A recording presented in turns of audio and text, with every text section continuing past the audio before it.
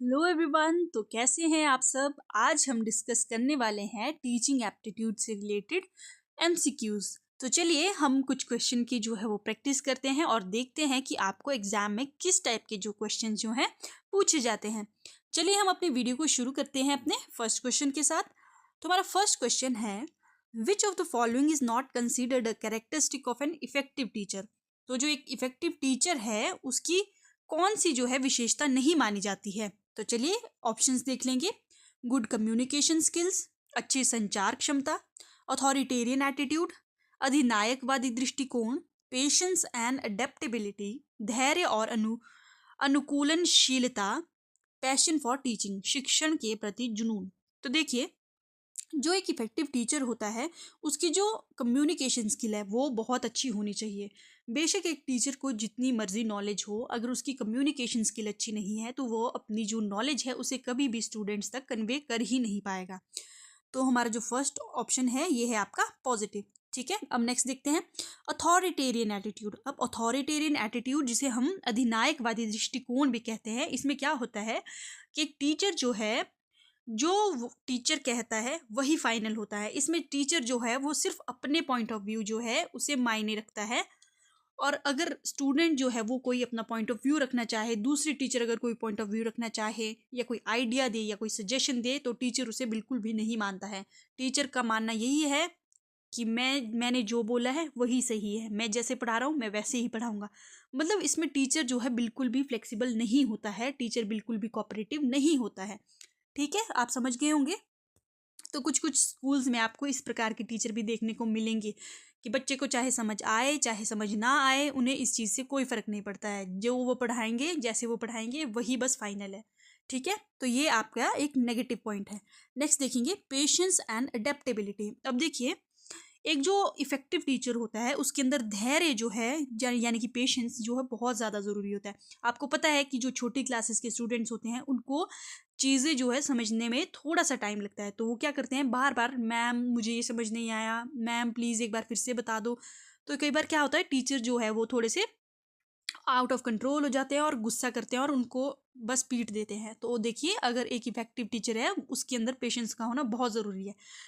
मान लीजिए अगर बच्चे बार बार कुछ चीज़ पूछ रहे हैं तो हो सकता है कि आपके ही टीचिंग मेथड में कोई प्रॉब्लम हो, तो उसे कुछ और इंटरेस्टिंग मेथड के ज़रिए आप पढ़ा सकते हैं। ठीक है, या फिर कोई एक्टिविटी इसमें यूज़ कर लिए, कोई फ्लैश कार्ड आप इसमें यूज़ कर लीजिए। तो एक पेशेंस जो है बहुत ज़रूरी है एक टीचर में। दूसरा है अडेप्टेबिलिटी, और अडेप्टेबिलिटी का मतलब है कि मान लीजिए आपका जो सिलेबस है उसमें कोई चेंज आया है। ठीक है, अब आपका टीचर जो मना कर दे कि नहीं अब मैं तो नहीं पढ़ाऊंगा, मेरा तो पहले ये सिलेबस होता था, अब मैं तो पढ़ाने को बिल्कुल राजी नहीं हूँ।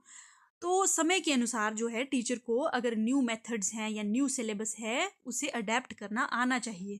तो अडेप्टेबिलिटी तो बहुत ज़्यादा ज़रूरी है। ठीक है, नेक्स्ट है passion for teaching.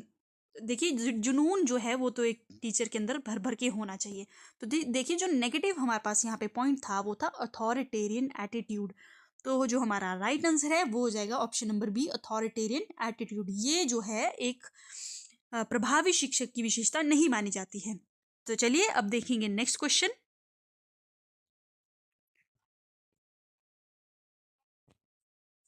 The primary role of a teacher in learner centred classroom. ठीक है, अब आपको बताना है कि इनमें से कौन सा जो है एक टीचर का रोल है आपका लर्नर सेंटर क्लासरूम में। शिक्षार्थी केंद्रित कक्षा में शिक्षक की प्राथमिक भूमिका क्या होती है। देखिए, जो हमारी टीचिंग होती है वो दो प्रकार की होती है, जो आपके एंशियंट टाइम में यूज़ होती थी या फिर जब हम छोटे बच्चे हुआ करते थे तब तक जो है हमें जो है कौन सी टीचिंग मेथड से पढ़ाया जाता था, वो होती थी टीचर सेंटर्ड मेथड।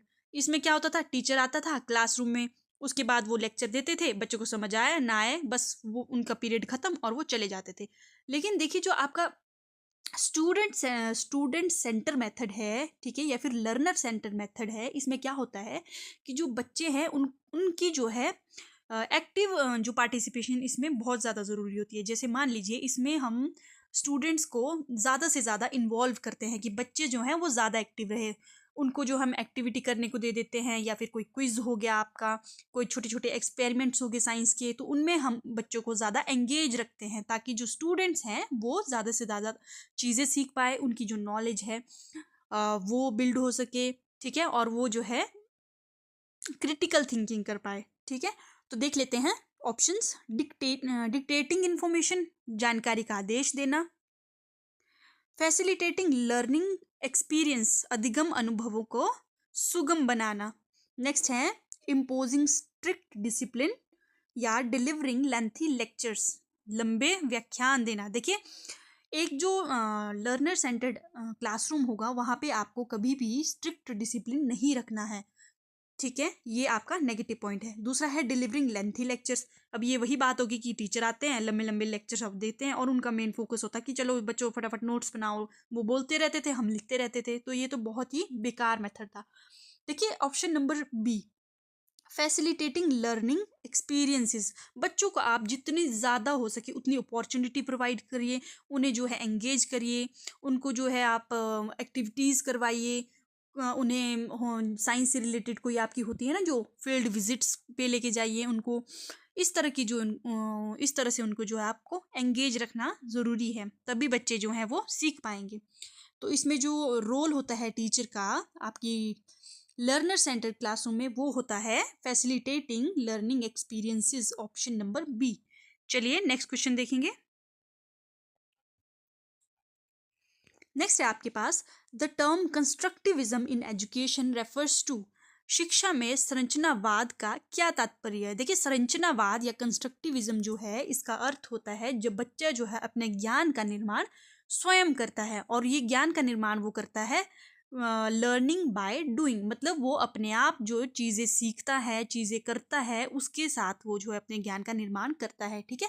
जैसे कि बच्चे को जो है हमने कोई पजल सॉल्व करने को दे दी, ठीक है, मैथ से रिलेटेड, उसके बाद कोई बच्चों को जो है हमने कोई एक्टिविटी करने को दे दी, वो अपने एक्सपीरियंस से यहाँ पर सीखेगा, है ना। चलिए हम ऑप्शन देखेंगे। लर्निंग थ्रू रेपिटेशन, यानी कि पुनरावृत्ति के माध्यम से सीखना, तो देखिए ये तो रॉन्ग आंसर है। नेक्स्ट है knowledge built through active participation. देखिए बच्चा जो है उसको हमने क्या करवाना है, उसकी एक्टिव पार्टिसिपेशन करवानी है, हर एक चीज़ में जितनी ज़्यादा हो सके उसकी एक्टिव इन्वॉल्वमेंट होनी चाहिए।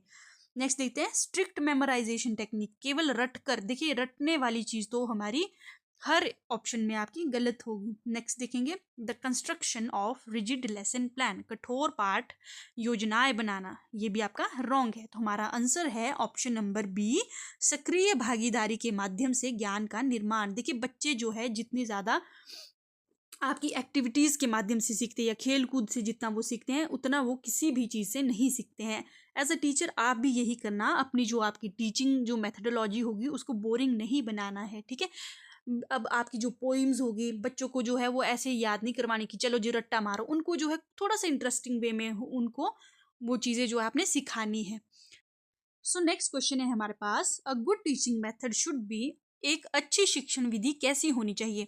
फिक्स्ड एंड अनचेंजिंग, स्थिर और अपरिवर्तनीय, अडेप्टिव टू स्टूडेंट नीड्स, विद्यार्थियों की आवश्यकता के अनुरूप अनुकूलनीय, ओनली टीचर सेंटर्ड, केवल शिक्षक केंद्रित, फोकस्ड ऑन थियोरेटिकल एस्पेक्ट्स, केवल सैद्धांतिक पहलुओं पर केंद्रित। तो देखिए एक जो अच्छी जो आपकी टीचिंग मेथड होती है वो किस प्रकार की होनी चाहिए, वो होनी चाहिए आपकी अडेप्टिव टू स्टूडेंट्स नीड। हो सकता है आपके पास जो है क्लास में ऐसे स्टूडेंट्स भी हो जिनका जो सीखने की जो स्पीड होती है जिसे हम पेस भी बोलते हैं, ठीक है, लर्निंग पेस, वो थोड़ा सा कम हो बाकी स्टूडेंट्स के कंपैरिजन में।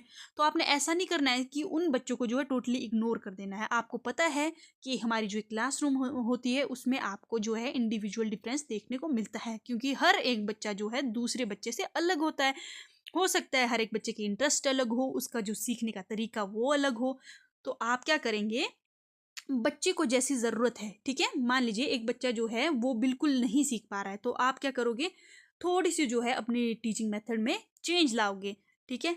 आप जो है जैसे कि आपको पता है आजकल तो हमारे पास जो है स्मार्ट टीवीज़ लगे होते हैं, स्मार्ट बोर्ड्स लगे होते हैं, आप उसके लिए कोई पिक्चर्स उसमें चला दो, ठीक है, जो आपकी टीचिंग से रिलेटेड है, या फिर उसमें कोई आप वीडियोज़ चला दो, तो उससे क्या होगा, बच्चा थोड़ा सा इंटरेस्ट लेगा और बच्चा जो है ज़्यादा सीख पाएगा। तो आपको क्या करना है, हमेशा जो अपनी टीचिंग मेथड रखने हैं वो रखने हैं बच्चों की नीड के अकॉर्डिंग। नेक्स्ट क्वेश्चन है आपके पास, Bloom's taxonomy classify learning objective into which three domains. तो ब्लूम की वर्गीकरण प्रणाली में अधिगम उद्देश्यों की किन 3 क्षेत्रों में विभाजित किया गया है। तो देखिए हमारा जो आंसर है वो है option number B, psychomotor, cognitive and affective. Option number B है आपका मनोदैहिक, संज्ञानात्मक और भावात्मक। देखिए जो आपका साइकोमोटर डोमेन है, इसका जो मेन एम है, इसमें आपसे जो छोटे बच्चे हैं उनसे हम जितनी ज़्यादा हो सके उतनी फिजिकल एक्टिविटी करवाएं, ताकि सिर्फ उनका जो है आपका, उनकी सिर्फ मेंटल डेवलपमेंट नहीं करवानी है, उनकी जो है आपको फिजिकल डेवलपमेंट भी करवानी है। फिर नेक्स्ट है आपके पास cognitive domain. Cognitive domain related होता है आपका मेंटल स्किल से, ठीक है। बच्चों की जो नॉलेज है उसको हमने यहाँ पे बढ़ावा देना है। और तीसरा है आपके पास अफेक्टिव डोमेन, यानी कि आपका अफेक्टिव है आपका भावात्मक। इसके अंदर आ जाती है आपकी इमोशन होगी, फीलिंग्स होगी, कोई वैल्यूज़ होगी, ये भी हमने बच्चों की अच्छे से डेवलपमेंट करवानी है। जैसे कि आपके मॉरल वैल्यूज़ होती हैं, आप जानते हो ना, नैतिक मूल्य। बच्चों को ये सिखाना भी बहुत ज़रूरी है कि क्या सही है, क्या गलत है, क्या अच्छा है, क्या बुरा है, ये चीज़ें भी बच्चों के अंदर हमने डेवलप करवानी है। तो ऑप्शन नंबर बी हमारा राइट आंसर। तो नेक्स्ट क्वेश्चन है आपके पास, which of the following is most effective way to provide feedback to the students. विद्यार्थियों को प्रभावी प्रतिक्रिया देने का सबसे अच्छा तरीका क्या है। तो मान लीजिए आपने जो स्टूडेंट्स हैं अपने, उनको टेस्ट दिया था एक, तो उनमें से कुछ स्टूडेंट्स ऐसे हैं जिन्होंने बहुत अच्छा परफॉर्म किया, कुछ ऐसे हैं जिन्होंने एवरेज परफॉर्म किया और कुछ ऐसे हैं जिन्होंने बिल्कुल भी अच्छा परफॉर्म नहीं किया।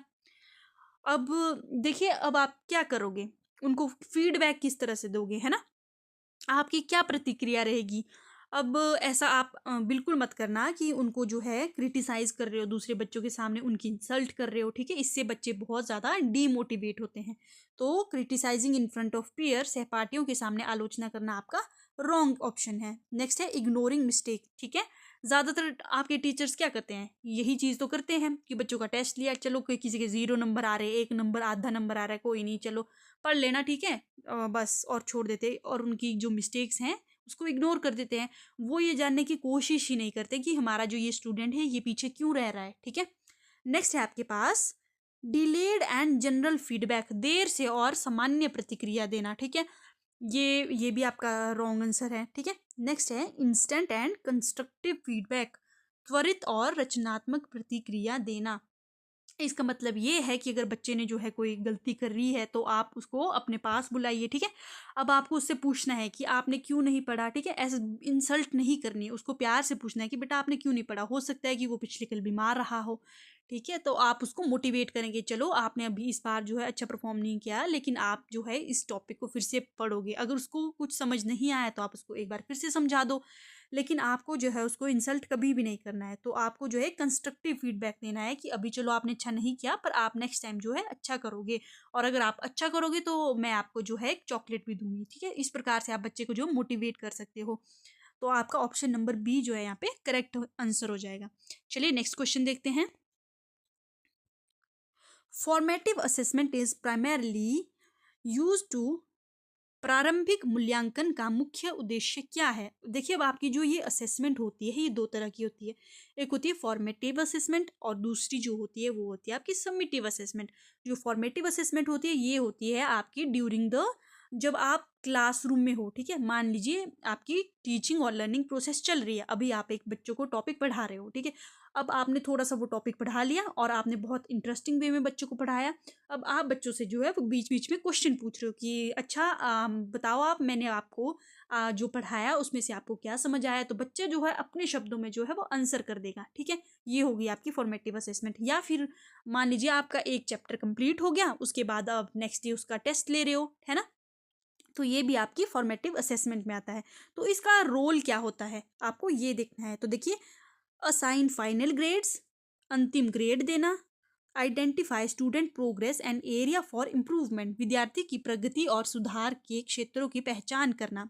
नेक्स्ट है compare student with each other, विद्यार्थियों की तुलना करना, एलिमिनेट वीक स्टूडेंट, कमज़ोर विद्यार्थियों को बाहर करना। तो देखिए आप ऐसा बिल्कुल भी नहीं करोगे कि जो कमज़ोर विद्यार्थी हैं उनको आपने जो है क्लास से बाहर कर दिया, या फिर एक दूसरे के साथ बच्चों की जो है तुलना कर रहे हो, ये सबसे बुरा जो है तरीका है। कभी भी आप कंपैरिजन नहीं करोगे क्लास में, ठीक है।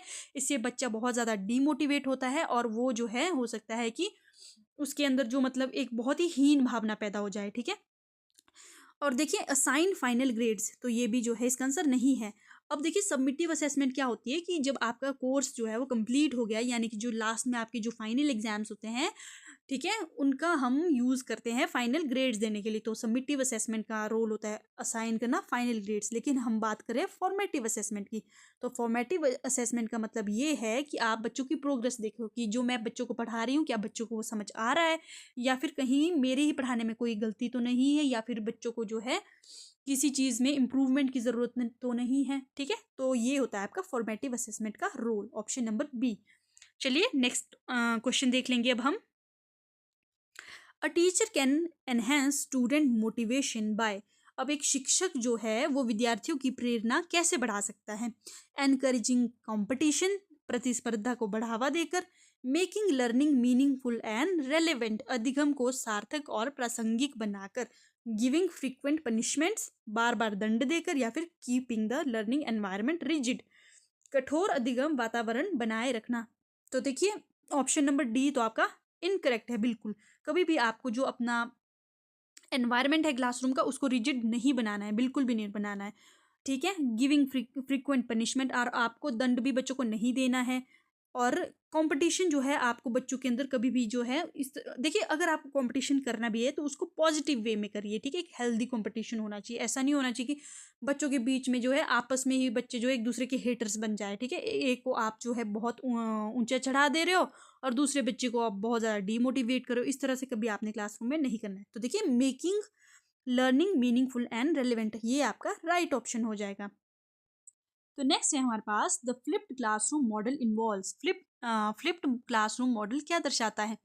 तो देखिए स्टूडेंट्स आपको ये पता होना चाहिए कि जो फ्लिप्ड क्लासरूम मॉडल है ये एक टीचिंग मेथड है। इसमें हम क्या करते हैं कि स्टूडेंट को जो है एक टॉपिक दे देते हैं, या फिर एक कॉन्सेप्ट दे देते हैं, या फिर कोई एक प्रॉब्लम दे देते हैं कि बच्चों आप इसके बारे में जो है घर से पढ़ के आना, और नेक्स्ट डे फिर हम उसी टॉपिक से रिलेटेड डिस्कशंस करते हैं। फॉर एग्जांपल हमने स्टूडेंट को दे दिया कि बच्चों आप पॉल्यूशन के बारे में पढ़ के आना कल, और बच्चे जो पॉल्यूशन के बारे में पढ़ के आएंगे, फिर नेक्स्ट डे जो है हम इसके बारे में डिस्कशन करते हैं क्लासरूम में। तो इसका जो राइट आंसर है वो है कि learning theory at home and practising in the class, ठीक है। ऑप्शन नंबर बी आपका करेक्ट आंसर हो जाएगा।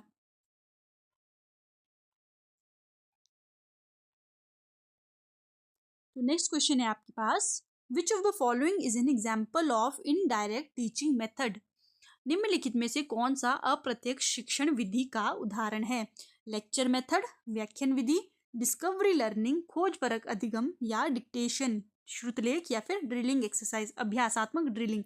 तो देखिए लेक्चर मेथड, डिक्टेशन और ड्रिलिंग एक्सरसाइज ये आपके डायरेक्ट जो है टीचिंग मेथड है जो आपके हमेशा से यूज होते आ रहे हैं। लेकिन देखिए डिस्कवरी लर्निंग, ये जो डिस्कवरी लर्निंग है ये आपकी इनडायरेक्ट टीचिंग मेथड है, ठीक है। और ये जो है आपका एक बहुत अच्छा टीचिंग मेथड भी है। तो देखिए हमारा जो राइट आंसर है वो हो जाएगा डिस्कवरी लर्निंग, खोज परख अधिगम, ये हमारा राइट आंसर हो जाएगा। ये आपका इनडायरेक्ट टीचिंग मेथड है। चलिए नेक्स्ट देखेंगे। The most effective way to handle disruptive behaviour in class, कक्षा में अनुशासनहीन व्यवहार को संभालने का सबसे प्रभावी तरीका क्या है? ठीक है, मान लीजिए अब आप टीचर है, ठीक है, और आपके जो स्टूडेंट्स हैं वो बहुत ही ज़्यादा डिसरप्टिव बिहेवियर शो कर रहे हैं क्लास के अंदर। अब आप उस चीज़ को किस प्रकार से हैंडल करोगे? देखिए आपका जो टीचिंग एप्टीट्यूड है ये बेसिकली आपको इस प्रकार के क्वेश्चन आपसे जो है एग्जाम्स में पूछेगा, जिसमें आपका जो एज अ टीचर आप क्या सोचते हैं वो पॉइंट ऑफ व्यू जानने की कोशिश करेंगे। चलिए अब हम देखते हैं क्वेश्चंस। इग्नोरिंग इट कम्प्लीटली, इसे पूरी तरह से नज़रअंदाज कर दीजिए, ठीक है। ये तो आपका रॉन्ग ऑप्शन है। यूजिंग फिजिकल पनिशमेंट, देखिए आपको कोई भी क्वेश्चन हो जहाँ पर भी आपको पनिशमेंट के बारे में लिखा होगा वो हमेशा आपका रॉन्ग ही आंसर होगा, ठीक है। नेक्स्ट देखेंगे addressing it privately and positively, इसे व्यक्तिगत रूप से और सकारात्मक तरीके से संबोधित करना। पब्लिकली ह्यूमिलेटिंग द स्टूडेंट, विद्यार्थी को सार्वजनिक रूप से अपमानित करना। तो देखिए ये भी आपका गलत है।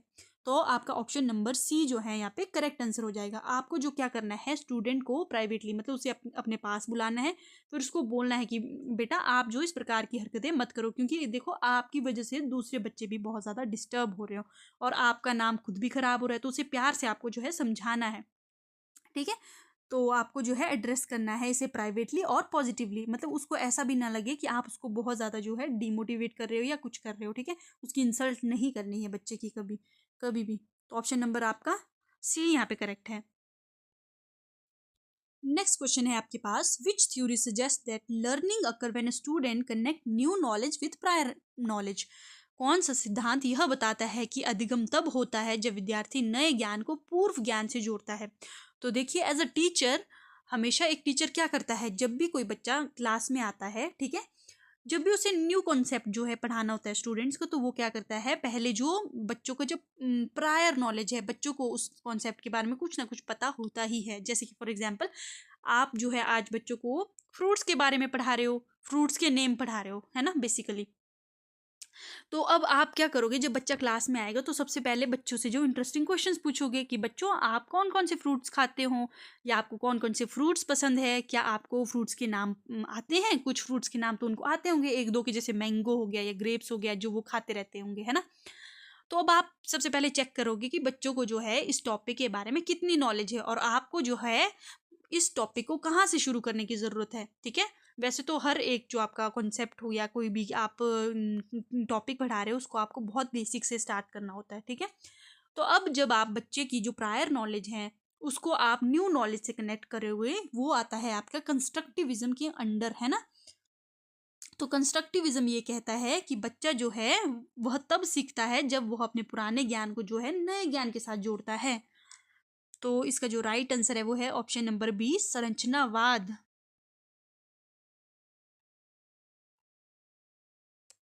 नेक्स्ट क्वेश्चन है आपके पास, scaffolding in education refers to. शिक्षा में स्कैफोल्डिंग का क्या अर्थ है। तो देखिए स्कैफोल्डिंग का अर्थ होता है टेम्पोरेरी हेल्प। मान लीजिए आपका एक स्टूडेंट है या आपका एक बच्चा है, ठीक है, अब वो जो है साइकिल सीख रहा है। तो आप जो है उसको डायरेक्ट जो है अब गियर गियर वाली साइकिल तो दे नहीं दोगे कि बच्चा जो है फटाफट दो व्हील वाली साइकिल लेके जो है फटाफट से उसको एकदम से चलाना सीख जाएगा। नहीं, पहले उसको आप जो है एक ऐसी साइकिल देते हो जिसमें एक्स्ट्रा व्हील्स जो हैं वो लगे रहते हैं सपोर्ट के लिए। जब वो अच्छे से उसको सीख जाता है तो फिर क्या करते हैं पेरेंट्स, उन व्हील्स को निकाल देते हैं। तो पेरेंट्स ने यहाँ पर क्या किया कि जो बच्चा है उसको एक टेम्पोरेरी हेल्प दी, क्योंकि वो एक नई चीज़ सीख रहा है। इसी प्रकार से जब एक टीचर जो है आपके स्टूडेंट्स जो हैं उनको एक टेम्पोरेरी हेल्प देता है न्यू कॉन्सेप्ट को सीखने के टाइम पे। जब बच्चा जो है उस न्यू कॉन्सेप्ट को सीख जाता है फिर उस हेल्प को जो है हटा दिया जाता है। तो इसका अर्थ होता है providing student with temporary support to aid learning. विद्यार्थियों को अस्थायी सहायता प्रदान करना ताकि वो सीख सके। देखिए अस्थायी का अर्थ है यहाँ पर कि उसको थोड़ी देर के लिए वो जो है हेल्प देनी है जब तक वो उस कॉन्सेप्ट को सीख नहीं जाता है। तो ये होती है आपकी स्कैफोल्डिंग यानी कि टेम्पोरेरी सपोर्ट, ठीक है। नेक्स्ट देखेंगे, और ये आपकी स्कैफोल्डिंग जो है इसका कॉन्सेप्ट दिया था आपको वाइगॉत्स्की ने, ठीक है, वाइगॉत्स्की। आपको ये चीज़ याद रखनी है। नेक्स्ट क्वेश्चन है आपके पास, which of the following is a student centred approach to learning. निम्नलिखित में से कौन सा अधिगम केंद्रित दृष्टिकोण है। रोट मेमोराइजेशन, रटकर याद करना, प्रॉब्लम बेस्ड लर्निंग, समस्या आधारित अधिगम, sole reliance on text book, केवल पाठ्य पुस्तकों पर निर्भर रहना, या फिर पैसिव लिसनिंग, निष्क्रिय सुनना। तो देखिए जो रटकर याद करना है और निष्क्रिय सुनना यानी कि इनएक्टिव होके बस लेक्चर को सुनते रहना, या फिर sole reliance on text book यानी कि आपकी सिर्फ किताबों को रटते रहना, किताबों पर निर्भर रहना, ये तीनों ही ऑप्शन आपके रॉन्ग है। यहाँ पे जो हमारा राइट आंसर है वो है प्रॉब्लम बेस्ड लर्निंग। अब ये प्रॉब्लम बेस्ड लर्निंग होती क्या है। तो देखिए जो आपका रियल वर्ल्ड है उससे रिलेटेड कोई भी प्रॉब्लम जो है हम स्टूडेंट के सामने पहले रखते हैं, ठीक है। मान लीजिए मैंने आज स्टूडेंट्स को ये बताया कि स्टूडेंट्स आज आप अपने आसपास देख देख रहे हो ना कि जो रोड है वहाँ पे एक्सीडेंट्स बहुत ज़्यादा हो रहे हैं, तो ऐसा क्यों हो रहा है, ठीक है। अब आपको जो है बच्चों को आपने ये रियल लाइफ प्रॉब्लम जो है उससे सबसे पहले इंट्रोड्यूस करवा लिया है ना। अब आप बच्चों को ये बोलोगे कि चलो अब आप इसके बारे में जो है पढ़ के आओगे, ज़्यादा से ज़्यादा रिसर्च करोगे। अब बच्चा क्या करेगा, घर जाएगा, डिफरेंट सोर्स लेगा, जैसे कि मान लो कोई सोशल मीडिया हो गई, या फिर अपने पेरेंट्स हो गया, फिर आस पास अपने पड़ोसियों से उसने पूछ लिया कि ये ऐसा क्यों हो रहा है। ठीक है, जितनी ज़्यादा हो सके उस चीज़ के बारे में, उस प्रॉब्लम के बारे में, उस कॉन्सेप्ट के बारे में उसने जो है नॉलेज गेन कर ली या फिर इंफॉर्मेशन ले ली। ठीक है, अब जो है वो खुद क्रिटिकल थिंकिंग करेगा और सोचेगा कि इसके क्या पॉसिबल सॉल्यूशंस हो सकते हैं। फिर वो नेक्स्ट डे आएगा और फिर टीचर को जो है अपने सॉल्यूशंस बताएगा कि ये जो है पॉसिबल सॉल्यूशन हो सकते हैं। तो देखिए इस पूरी प्रोसेस में जो है सिर्फ टीचर ने एक स्टूडेंट के सामने जो है रियल वर्ल्ड से रिलेटेड एक प्रॉब्लम रखी, इंट्रोड्यूस करी, उसके बाद बच्चे ने खुद जो है एक्टिवली इन्वॉल्व होके उस प्रॉब्लम के बारे में सोचा, उसका सॉल्यूशन सोचा। ठीक है, तो इसमें आपका जो बच्चा जो है वो क्या है, एक एक्टिव लर्नर है। तो यही होती है आपकी स्टूडेंट सेंटर्ड अप्रोच। इसमें आपका जो एक स्टूडेंट है वो बहुत ज़्यादा एक्टिव रहेगा। ठीक है, और बच्चा जो है लर्निंग बाय डूइंग से सीखेगा। इस प्रकार बच्चे ने जो है खुद रिसर्च की और बच्चा आपका एक्टिव रहा। तो ये होती है आपकी प्रॉब्लम बेस्ड लर्निंग। हमारा जो राइट आंसर है वो है समस्या आधारित अधिगम। मैं आपको थोड़ा सा जो है वो एक्सप्लेन करके यहाँ पर समझा रही हूँ, ऐसा इसीलिए है क्योंकि आपको देखिए एग्जाम में एग्जैक्ट इसी प्रकार के सेम हूबहू क्वेश्चन तो देखने को नहीं मिलेंगे। हो सकता है कि वो क्वेश्चन को थोड़ा सा घुमा दे, तो आपकी जो कॉन्सेप्चुअल नॉलेज है टीचिंग एप्टीट्यूड को लेकर वो थोड़ी सी क्लियर होनी चाहिए, ताकि आप किसी भी प्रकार का जो क्वेश्चन है उसको अच्छे से सोच कर जो है वहाँ पे टिक कर पाओ। नेक्स्ट है हमारे पास the best way to encourage critical thinking in student is to. विद्यार्थियों में आलोचनात्मक चिंतन को बढ़ावा देने का सबसे अच्छा तरीका क्या है? ऑप्शन है provide direct answer to all question, सभी प्रश्नों के प्रत्यक्ष उत्तर देना, एनकरेज क्वेश्चनिंग एंड डिस्कशन, प्रश्न पूछने और चर्चा को प्रोत्साहित करना, rely only on text book, केवल पाठ्य पुस्तकों पर निर्भर रहना, या डिस्करेज डिबेट इन क्लासरूम, कक्षा में वाद विवाद को हतोत्साहित करना। देखिए ऑप्शन नंबर डी आपका इनकरेक्ट है, सी भी आपका इनकरेक्ट है एंड फर्स्ट भी आपका इनकरेक्ट है। हमारा जो राइट आंसर है वो है एनकरेज करना क्वेश्चनिंग एंड डिस्कशन को। तो देखिए मान लीजिए आपके मोहल्ले में या फिर आपका जो मोहल्ला है वहाँ पर क्या हुआ, चोरी कर ली एक बच्चे ने, है ना। और वो जो बच्चा है अब क्लास में आकर अपने मैम को बता रहा है कि मैम हमारे वहाँ पर जो है एक स्टूडेंट ने चोरी कर ली। तो देखिए अब आप जो है उस बच्चे की जो क्रिटिकल थिंकिंग को डेवलप करिए। ऐसा नहीं है कि बच्चा बस उस बच्चे को अब गालियाँ निकाले कि हाँ जी वो तो बुरा है, ऐसा है वैसा है, लेकिन आप जो है उस बच्चे को सोचने भर मजबूर करिए। ठीक है, वो क्वेश्चन आंसर कर पाए कि अगर उस बच्चे ने चोरी की तो उसका क्या कारण रहा होगा, मतलब उस बच्चे की क्या ऐसी सिचुएशन रही होगी कि वो चोरी करने पे मजबूर रहा। क्या उसका जो आसपास का जो उसकी कंपनी है या उसके आसपास के जो बच्चे हैं क्या उन्होंने उसको मजबूर किया। मतलब आपको जो है बच्चे के अंदर क्रिटिकल थिंकिंग जो है डेवलप करनी है, और वो किस प्रकार होगी, जब बच्चा जो है वो खुद से क्वेश्चन आंसर करे। ठीक है, बच्चा ऐसा पूछे कि ऐसा अगर हुआ तो इसका क्या कारण हो सकता है। बच्चा जो है उसके अंदर हम क्रिटिकल थिंकिंग को डेवलप कर सकते हैं क्वेश्चन और डिस्कशन के through. Which of the following is not a function of classroom assessment. कक्षा जो मूल्यांकन है उसका कौन सा कार्य नहीं है? Enhancing learning outcome, identifying learning gaps, अधिगम की खामियों की पहचान करना, इम्पोजिंग स्ट्रिक्ट डिसिप्लिन, कठोर अनुशासन लागू करना, या प्रोवाइडिंग फीडबैक प्रतिक्रिया प्रदान करना। तो देखिए जो भी आपका क्लासरूम के अंदर असेसमेंट होती है, यानी कि जब मान लीजिए आपने जो है एक कॉन्सेप्ट पढ़ लिया, अब टीचर जो है आपको उस चीज़ के बारे में पूछ रहा है। ठीक है, तो उसका जो रोल होगा वो होगा आपकी जो लर्निंग आउटकम है उसको एनहेंस करना, बच्चा जो है कितना सीख पाए या फिर उनके अंदर कोई गैप तो नहीं रह गया या फिर वो कहीं पिछड़ तो नहीं रहे, ये भी आपका राइट आंसर है। और प्रोवाइडिंग फीडबैक, अगर बच्चा जो है वो अच्छा कर रहा है, मान लीजिए उसने जो है बहुत अच्छे से किसी कॉन्सेप्ट को सीखा है, वो जो है अपने शब्दों में आंसर दे दे रहा है, तो आपको जो है उसको पॉजिटिव फीडबैक देना है। और देखिए इम्पोजिंग स्ट्रिक्ट डिसिप्लिन, आपको कभी भी जो है स्ट्रिक्ट डिसिप्लिन इम्पोज नहीं करना है, तो आपका ऑप्शन नंबर सी यहाँ पे आंसर करेक्ट हो जाएगा कि जो क्लासरूम असेसमेंट है उसका रोल नहीं है इम्पोज करना स्ट्रिक्ट डिसिप्लिन, कठोर अनुशासन लागू करना। Option number C. Next question देखेंगे। नेक्स्ट क्वेश्चन है आपके पास,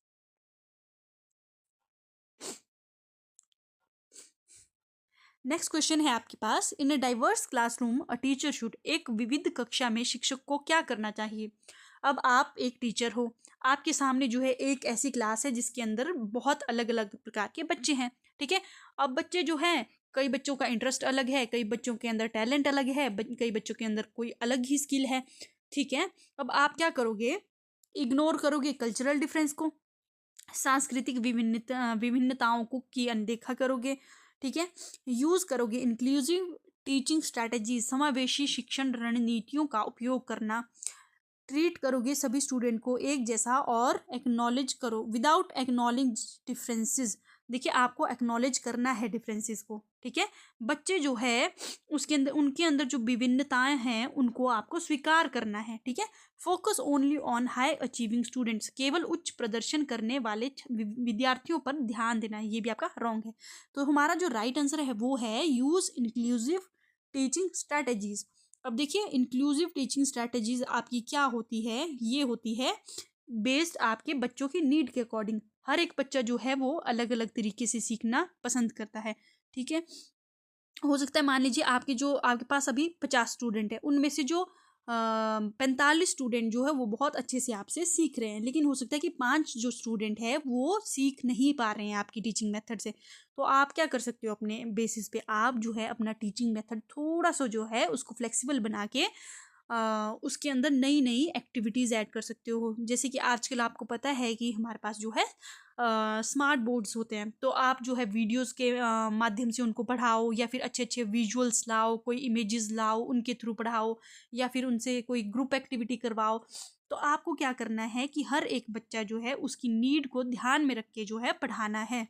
तो यूज़ करेंगे आप inclusive teaching strategies. Next question देखते हैं। The primary purpose of educational research is to शैक्षिक अनुसंधान का प्राथमिक उद्देश्य क्या है। Prove that teaching is ineffective, यह साबित करना कि शिक्षण अप्रभावी है। Improve teaching and learning practice, शिक्षण और अधिगम प्रक्रियाओं में सुधार करना।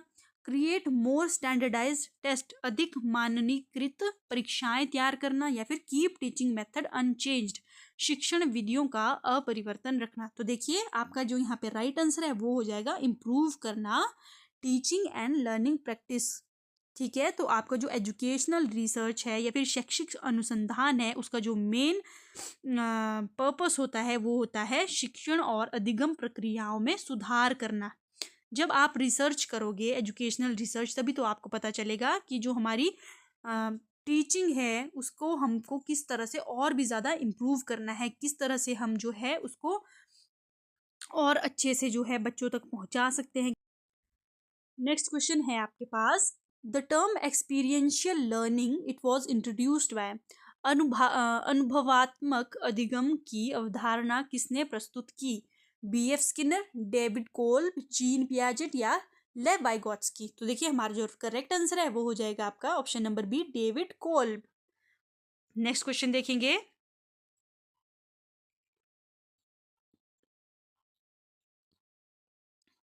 Peer teaching is an instructional method where, सहपाठी शिक्षण किस शिक्षण पद्धति को दर्शाता है। तो देखिए सबसे पहले आपको पता होना चाहिए कि पीयर टीचिंग होता क्या है। देखिए पीयर होते हैं आपके सहपाठी, मतलब आपके नहीं, जो छोटे छोटे बच्चे होंगे वो सारे बच्चे जो है एक दूसरे के सहपाठी होंगे जो साथ में पढ़ रहे हैं। जब एक दूसरे के बच्चे जो है आपस में एक दूसरे को जो है हेल्प करते हैं नई चीज़ें सीखने में, या फिर जब वो कोई ग्रुप एक्टिविटी करते हैं या कोलैबोरेटिव आपकी लर्निंग करते हैं, उसे हम बोलते हैं peer teaching. Student learn from their peers, विद्यार्थी अपने सहपाठियों से सीखते हैं। The teacher instruct only high achieving students, शिक्षक केवल उच्च प्रदर्शन करने वाले विद्यार्थियों को पढ़ाता है। Only the teacher has authority in the classroom, केवल शिक्षक को कक्षा में अधिकार प्राप्त होता है। या students are assessed only by their peer, विद्यार्थियों का मूल्यांकन केवल उनके सहपाठी करते हैं। तो देखिए हमारा जो राइट आंसर है वो हो जाएगा option number A, student learn from their peers, बच्चे जो है अपने सहपाठियों से सीखते हैं। चलिए नेक्स्ट क्वेश्चन देखेंगे। डिफ्रेंशिएटेड इंस्ट्रक्शन रेफर टू, विभेदीकृत शिक्षण का क्या अर्थ है? A one size fit all teaching method, एक ही प्रकार की शिक्षण विधि का उपयोग करना। Tailoring instruction to meet individual student needs, प्रत्येक विद्यार्थी की आवश्यकताओं के अनुसार शिक्षण को अनुकूलित करना। Relying only on technology in teaching, शिक्षण में केवल प्रौद्योगिकी का उपयोग करना। या teaching all student in the same manner, सभी विषयों को समान तरीके से पढ़ाना। तो देखिए ऑप्शन नंबर डी तो आपका बिल्कुल ही ज़्यादा गलत है, क्योंकि देखिए कभी भी जो आपके अलग अलग सब्जेक्ट होते हैं उनको हम एक तरीके से नहीं पढ़ा सकते हैं। सब सब्जेक्ट की जो टीचिंग स्ट्रैटेजी होती है वो अलग होती है। सिर्फ टेक्नोलॉजी पर रिलाई करना ये भी आपका रॉन्ग आंसर है।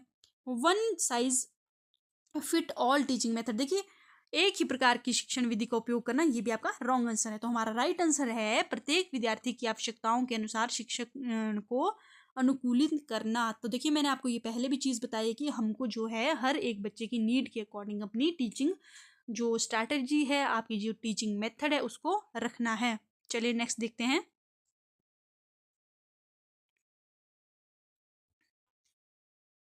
विच of the following is a characteristic of an inclusive classroom, समावेशी कक्षा की विशेषता क्या होती है? होमोजीनस ग्रुपिंग ऑफ स्टूडेंट, विद्यार्थियों को उनकी क्षमताओं के आधार पर अलग अलग समूहों में बांटना।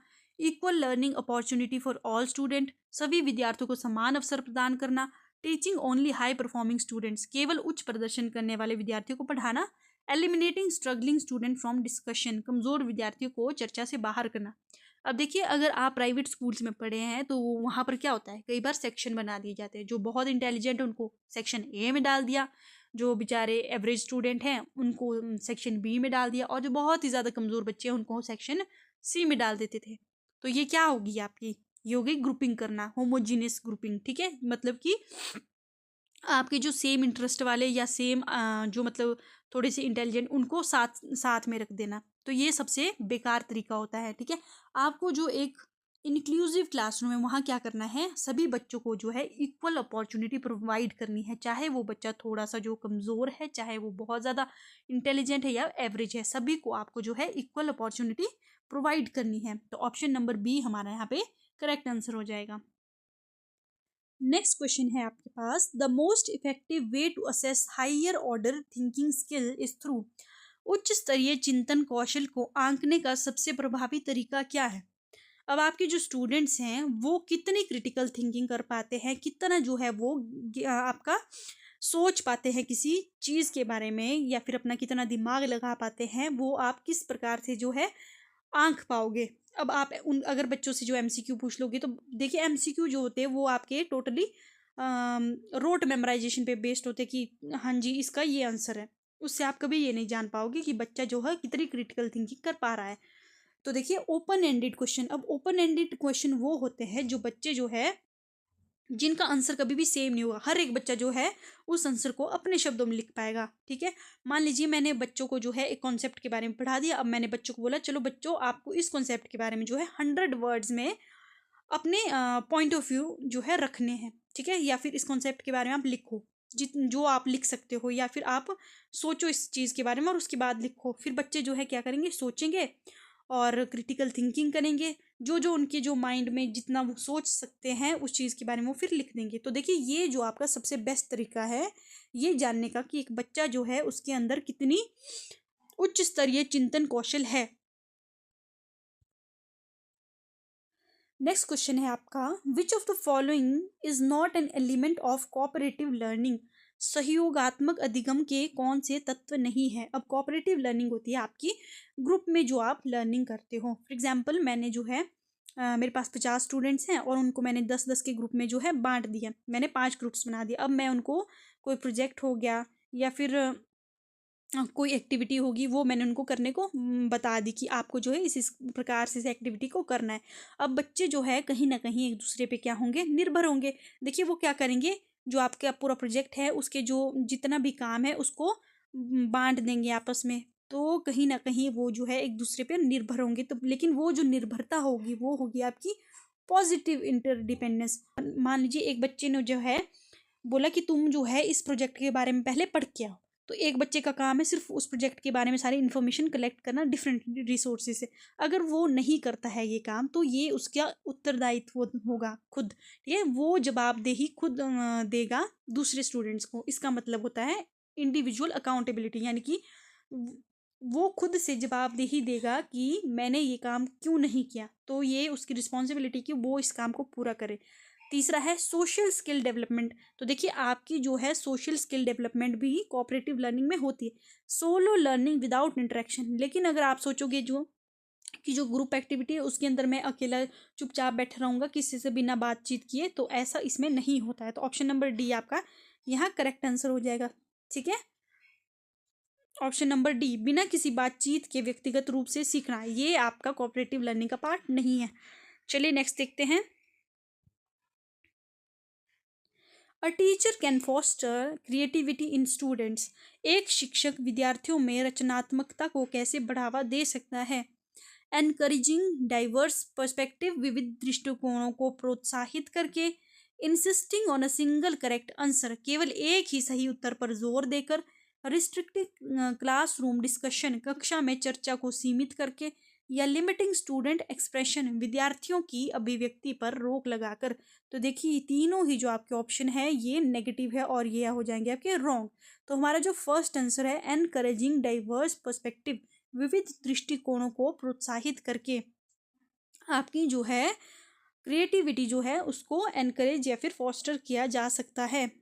हर एक बच्चा का जो पॉइंट ऑफ व्यू है, हर एक बच्चे के जो इंटरेस्ट है उसको जो है आपको इम्पोर्टेंस देनी है। नेक्स्ट देखते हैं। विच of the following is an essential quality of a good teacher. वो आपको बताना है कि एक अच्छा जो शिक्षक है उसके कौन सा गुण आवश्यक है। देखिए स्ट्रिक्टनेस इन डिसिप्लिन, अनुशासन में कठोरता, तो ये तो आपका रॉन्ग हो जाएगा। Ability to connect with students, विद्यार्थियों से जुड़ने की क्षमता। मेमोराइजेशन ऑफ टेक्स्ट बुक, पाठ्यक्रमों को कंठस्थ करना, ये भी आपका रॉन्ग है। गिविंग लेंथी लेक्चर्स, लंबे व्याख्यान देना, तो ये भी आपका रॉन्ग है। तो देखिए एक जो टीचर है उसको बहुत ज़्यादा इम्पॉर्टेंट है कि वो अपने बच्चों से कनेक्ट कर पाए, ठीक है। ऐसा नहीं होना चाहिए कि बच्चा टीचर जो बस बोल रहा है बोल रहा है बोल रहा है और बच्चे जो हैं उनको कोई इंटरेस्ट नहीं है कि टीचर जो है सामने से क्या बकवास कर रहा है, ठीक है। तो आपने कई बार देखा होगा कि बच्चे जो है कई टीचर के साथ बहुत जल्दी जो है कनेक्ट कर लेते हैं और बहुत इंटरेस्ट से जो है वो पढ़ते हैं। तो ये टीचर का भी रोल होता है कि बच्चों को नई नई जो आपकी इंटरेस्टिंग जो है मेथड्स हैं उससे वो पढ़ाए, वो बच्चों को एंगेज करे एक्टिविटीज़ में, ताकि बच्चा जो है वो भी पढ़ाई में इंटरेस्ट ले। तो आपका जो एक अच्छा टीचर है उसका क्वालिटी होती कि वो अपने स्टूडेंट्स के साथ कनेक्ट कर पाए। ऑप्शन नंबर बी हमारा यहाँ करेक्ट हो जाएगा। चलिए स्टूडेंट्स, तो आज की इस वीडियो को करेंगे हम यहीं पर एंड। अब हम मिलेंगे आपसे न्यू वीडियो में न्यू क्वेश्चंस के साथ।